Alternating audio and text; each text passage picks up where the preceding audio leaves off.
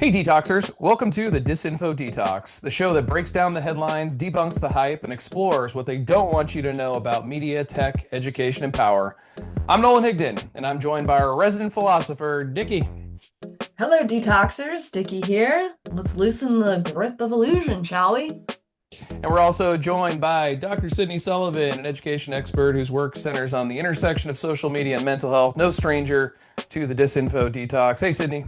Glad to be back. Thanks for tuning in, everyone. We really want to be able to talk about some of the things that are coming up in this episode. So, some of those things are going to be the Trump administration is once again pushing the debunked white genocide narrative with fake news. We're going to break that down all together. Then, we're going to go on to ongoing efforts to silence the press. We investigate the Trump administration's latest moves against the media. And then we're going to see Senator John Fetterman is calling out the news media for stigmatizing mental health and damaging his political career. We're going to get into that. I feel like I already have some opinions. And plus, we take a look at some recent developments in AI that could have some major implications for future and the future of media literacy. And finally, we're going to unpack the elite power struggle between Harvard and the Trump administration. All right, let's get into it. I'm sad to say here we are about a week later, and we're still talking about this debunked white genocide narrative. Detoxers will recall that Elon Musk's XAI chatbot Grok recently pushed a debunked white genocide narrative about South Africa. Uh, anyway, it was interesting too because people are using the platform, not even talking about South Africa or genocide, and Grok would just insert this narrative of white genocide. And once Musk's team found out about it, they blamed it on a glitch.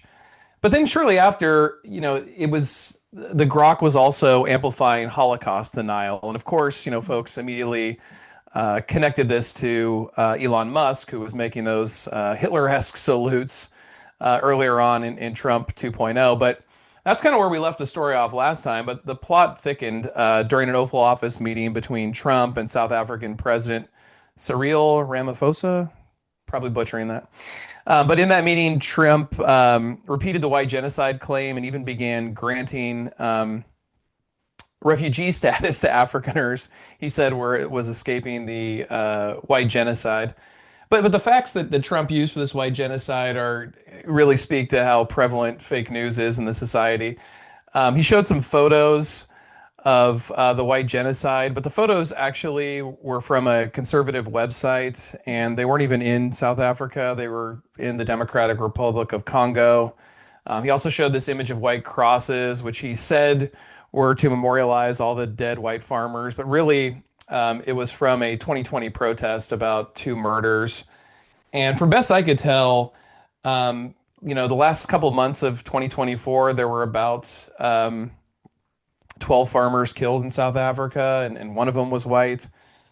So the story seems to have no merit, but it continues. I don't know. What did you guys make of Trump using this fake content to amplify this fake story that AI is amplifying? Yeah, I mean, I think so it reminds me of I think we'll talk more about it as this episode continues, but it sort of leads into this discussion of how we can manipulate news, and AI is something to really be concerned about, but even in our own like human engineering. I mean, with the Grok, like that comes from someone's programming. The AI is not completely human, but it is generated by humans, and so it really shows our biases and our blind spots. And then even without AI, where Trump can be using pictures taken completely out of context to continue this narrative. It's just yeah, it is already such an issue to be concerned about. Mhm. Yeah, I'm curious, Nolan or Dickie, like what are the kinds of things you look for when you're looking at the news and you're kind of trying to like sort through what is real or what is misrepresented? Like how do you kind of use your critical thinking skills to be able to discern what is and is not reality? I think, I mean, one of the things is you always go for the evidence. I mean, that's like what we, did here talking about how Trump presented what he thought was evidence of a white genocide. So the key is to go after that evidence. And his two pieces of evidence, are wrong. One is the wrong country, and one doesn't represent what he said. So I mean, that's generally the easiest way to spot fake news. But I think it also reveals something else equally important, which is during the time when Trump is in office, if he's spreading these falsehoods and he's fabricating evidence, you kind of got to draw like one of two conclusions if you're one of his supporters. I mean, one, he's a total moron and he's easily grifted by this fake evidence. I don't buy that. I think it's the latter, which is he just takes stuff out because he thinks his supporters are not dumb enough to believe this stuff, and then they'll go Mm. along with his agenda based on false information. And I got to imagine if his supporters are aware of the false information that Trump pumps out to justify his agenda, they would realize that he's really looking at them like they're idiots and trying to play them like they're idiots. Interesting. Yeah. Yeah, that is the kind of the sick joke that a lot of folks aren't really picking up on. And yeah, to answer the question that you asked, Sydney, and I think it's similar to what Nolan just said, but really looking at the stakes involved in the narrative that's coming out. Like, who is this Mm. serving? What is it serving?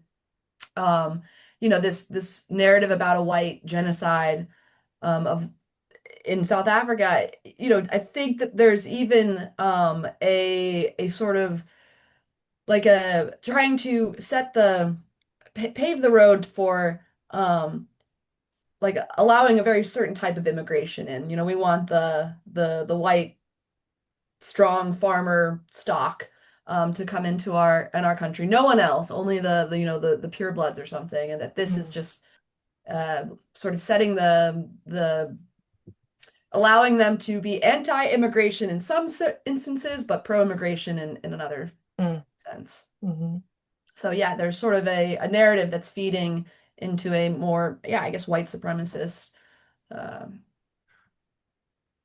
belief system, cosmology. Yeah, and this fits nice into our next block, so we could jump into that after this. But I think what you're saying there, Dickie, is spot on. That we forget when we talk about disinformation, fake news. It's not just that it's false and that it's being spread. Authoritarians also have to find a way to counter and discredit truth tellers, Mm. anybody who can get in the way of exposing their fraud. And I think here in the next block about CBS, we started to see how the Trump playbook is not only to spread false news like about the white genocide, but also to silence perhaps some of the truth tellers in news media. Hey Detoxers! Thanks for tuning in. You can find Disinfo Detox on YouTube and wherever you get your podcasts. Don't forget to like, follow, subscribe, and share. Every click helps grow the community and keeps those tech overlords happy. Detox complete.